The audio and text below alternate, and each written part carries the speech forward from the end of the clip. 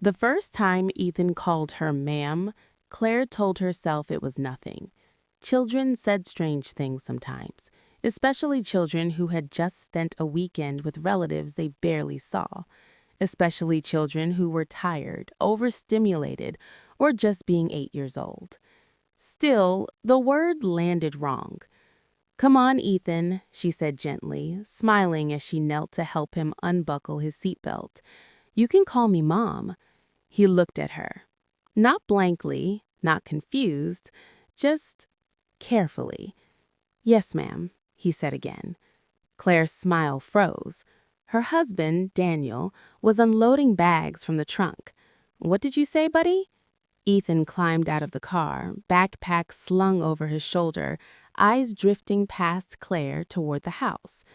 "I said yes, ma'am," he repeated, polite and distant, the way he spoke to teachers or strangers at the grocery store. Daniel frowned. "That's your mom." Ethan hesitated. A tiny pause, a breath. Then, "I know."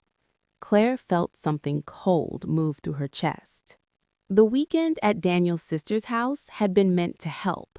That was how Melissa framed it. "You two look exhausted," Melissa had said on the phone, her voice all concern and warmth. "Let Ethan stay with us for a couple days. He and Jake can hang out. It'll be good for everyone." Jake was Melissa's son, 2 years older than Ethan, louder, more competitive, constantly compared. "Jake's struggling," Melissa had added casually. "You know how hard it's been since his dad left." Claire hesitated. She always hesitated with Melissa. Melissa had a way of offering help that felt like obligation. Still, Claire and Daniel were drowning. Work deadlines, school meetings, exhaustion that lived in their bones. So they agreed. They dropped Ethan off Friday evening. Melissa hugged him too tightly. Her house smelled faintly of incense and lavender. Claire noticed strange little bundles tied with string on shelves. Decorations, probably. Crafts. She ignored the discomfort. She hugged Ethan goodbye. "Call me if you need anything." Ethan smiled. "Okay, Mom." That was the last time. By Monday, the word mom was gone. So was mama and mommy. Ethan didn't avoid Claire. He didn't scream or cry. He didn't act frightened. He acted formal. He waited for instructions instead of seeking comfort. He asked permission to hug. He stopped crawling into bed after nightmares. At dinner, he watched her hands instead of her face. Claire told herself not to panic. Children sense tension, she reasoned. Maybe he'd overheard adult conversations. Maybe he was asserting independence. Maybe she was projecting. Then she found the drawing. It was tucked inside Ethan's backpack, a crayon picture of a house with 4 stick figures. 3 were labeled: Dad, Jake, Aunt Melissa. The 4th figure stood apart. No label. Claire's hands trembled. "Ethan," she said softly that night, sitting beside him on his bed. "Who is this?" He studied the drawing. "That's you," he said. "Why didn't you write my name?" He frowned slightly. "I don't remember it." The room tilted. The pediatrician ran tests: neurological exam, blood work, cognitive assessments. Everything came back normal. "He's healthy," the doctor said, puzzled. "No trauma indicators, no memory loss in other areas. He recognizes his father, extended family, teachers.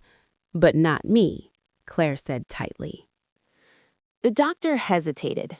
Children sometimes create emotional distance due to stress or perceived conflict. "Perceived by who?" Daniel snapped. "He's loved." The doctor offered a careful smile. "Love doesn't always translate the way we think." Claire wanted to scream. At home, things grew worse. Ethan flinched when Claire touched his hair unexpectedly.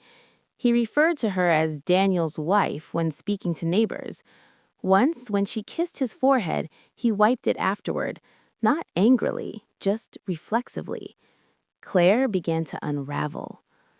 She replayed every moment of the past year, Every raised voice, every exhausted sigh, every time she'd checked her phone instead of watching him. But the pattern didn't fit. Something else was happening. Melissa called daily. "How's Ethan doing?" she asked brightly. Claire tried to sound normal. "He's adjusting," Melissa hummed sympathetically. "Kids go through phases." "Did anything unusual happen over the weekend?" Claire asked carefully. Melissa laughed. "Unusual? No. We baked cookies, watched movies. He slept like a rock." "What about conversations?" "Oh," Melissa said lightly, "we talked. You know kids, they ask questions." "What kind of questions?" Melissa paused. "About family," she said. "About who really shows up." Claire's stomach dropped. Daniel noticed it too. "Melissa keeps undermining you," he said one night, pacing the kitchen. "Little comments, little looks." Claire whispered, "She's always hated me." Daniel sighed. "She's jealous, that's all." Claire looked at him. Jealous of what? Daniel stopped pacing. Melissa had never forgiven Claire for being chosen. Daniel's mother adored Claire. Teachers praised Claire's involvement. Friends called her the perfect mom.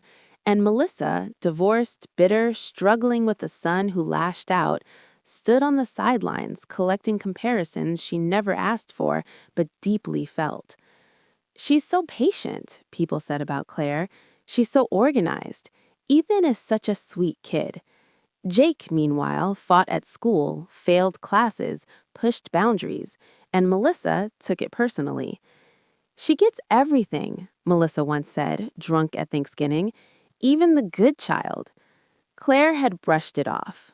She regretted that now. It started with the air. Claire felt nauseous in certain rooms, especially the hallway near Ethan's bedroom. Then came the objects. A photo of Claire and Ethan fell off the wall, twice. A bracelet Claire wore daily snapped for no reason. Ethan's baby blanket vanished, only to reappear folded neatly in the guest room closet. Claire began waking up at 3:17 a.m. every night, wide awake, heart racing. She'd lie there, listening, convinced someone was standing just outside the door. Daniel suggested therapy. Claire agreed, but she also did something else. She called her grandmother. Ruth Morrison was 83 and sharp as a blade. When Claire explained, Ruth didn't interrupt, didn't scoff, didn't soften it with psychology. When Claire finished, Ruth said, "Has anyone been angry at you long enough to wish you gone?" Claire swallowed. "My sister-in-law." Ruth nodded. "That's long enough." "You think this is something else?" Ruth's voice was steady. "I think jealousy doesn't need belief to do damage, only intent." Claire's hands shook. "What do I do?" Ruth said, "You remove what doesn't belong." Claire didn't tell Daniel what she was looking for. She waited until he was at work. She searched the house methodically. Closets, drawers, boxes. Then, behind a loose vent cover in the guest room, she found it. A small cloth bundle. Inside, a photo of Ethan, a piece of Claire's hair, a broken toy car from Melissa's house. Claire nearly collapsed. When Melissa arrived unannounced that evening, Claire didn't invite her in. "What is this?" Claire demanded, holding the bundle up. Melissa's smile didn't falter. "You went through my things," she said calmly. "You put this in my house." Melissa sighed. "I helped Ethan see clearly." Claire screamed. "You erased me from my own child." Melissa's eyes flashed. "I gave him peace. He doesn't need you hovering." Daniel arrived mid-argument. "What the hell is going on?" The truth poured out. Melissa didn't deny it. "I was tired of watching you win," she said. "I just wanted balance." Melissa was banned from the house. A restraining order followed. Ethan didn't recover overnight, but slowly, painfully, he did. The first time he whispered, "Mom," again, Claire broke down, sobbing on the kitchen floor. It took months, therapy, distance, healing. But one thing never returned: trust. Years later, Ethan asked, "Why did I forget you?" Claire held him tight. "Because someone wanted something they didn't earn," she said. "And some things, once broken, never fully heal." Jealousy doesn't need spells. It only needs permission.